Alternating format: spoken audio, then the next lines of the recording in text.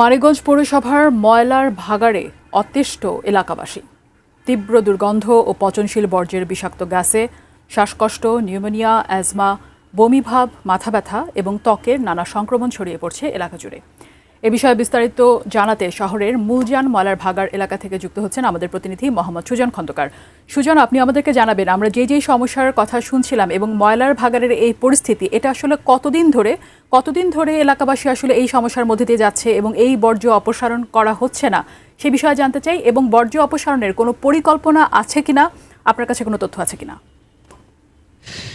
জি, ধন্যবাদ আপনাকে। আপনি যেমনটি বলছিলেন, আমি স্থানীয়দের সাথে কথা বলে জানতে পেরেছি যে প্রায় 10 বছর যাবৎ, যদি একটু দেখাই, এই ময়লার ভাগাড়টা এইখানে কিন্তু রয়েছে এবং পৌরসভার সমস্ত ময়লা এইখানে আনার পরে কিন্তু ফেলা হয় এবং এর কারণে স্থানীয় যে মানুষ রয়েছে, বিশেষ করে এখানে প্রায় 4 গ্রামের মানুষের বসবাস।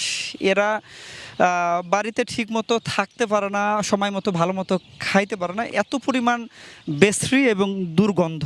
এটা নিয়ে এলাকাবাসী কয়েকবার মানববন্ধন করেছে, জেলা প্রশাসক বরাবর স্মারকলিপি দিয়েছে, এমনটা আমি শুনতে পেয়েছি, কিন্তু এখন পর্যন্ত তারা কোনো ব্যবস্থায় নেয়নি। জেলা প্রশাসক এবং পৌরসভা এ ব্যাপারে তারা কোনো কাজ করেনি। তবে স্থানীয়দের দাবি যে এই যে ঘটনাটা ঘটছে প্রায় 10 বছর, এবং আপনি তো জানেন যে ময়লার ভাগাড় যেখানে থাকে সেখানে কিন্তু বিশেষ করে দুর্গন্ধের মূল কারণ হচ্ছে যে এই কুকুর, বিড়াল, এই ধরনের প্রাণী, এগুলো কিন্তু মরে এখানে পচে থাকে, যার কারণে প্রচুর পরিমাণ পরিবেশ দূষণ হয়।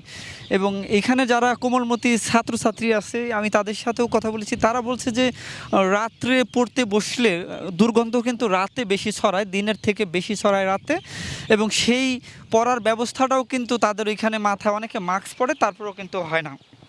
এবং এই বিষয়টা আমি পৌরসভার যে সংশ্লিষ্ট কর্তৃপক্ষ রয়েছে, আমি তাদের সাথে কথা বলেছি, তারা বলছে যে পৌরসভার আসলে ময়লা ফেলার মতো তেমন কিন্তু কোনো জায়গা নেই, যে কারণে বারবার শত অভিযোগ পাওয়ার পরেও এখান থেকে তারা ময়লার ভাগাড়টা সরাতে পারছেন না। তারা চেষ্টা করছেন, এটা বলছে। স্থানীয় জনপ্রতিনিধিদের দাবি, যেহেতু এটা পৌরসভার ময়লা, অতএব এটা পৌরসভার মধ্যে যেই জায়গাটায় জনবসতি নাই, বসত বাড়ি নাই এমন একটা জায়গায় স্থানীয় যে সমস্ত মানুষ রয়েছে, তারা বলতেছে যেখানে বসত বাড়ি নাই বা নদীর পাড়ে এমন কোনো জায়গায় এই ময়লার ভাগাড়টা এখান থেকে নিয়ে যাওয়ার দাবি তাদের। কিন্তু পৌরসভায় এমন কোনো জায়গা না পাওয়ায় এই বছরের পর বছর কিন্তু এই এলাকার মানুষ কিন্তু এই সমস্যায় পড়ছে। এবং এর পাশাপাশি কিন্তু এখানে এই ময়লার ভাগাড় কিন্তু প্রচুর পরিমাণ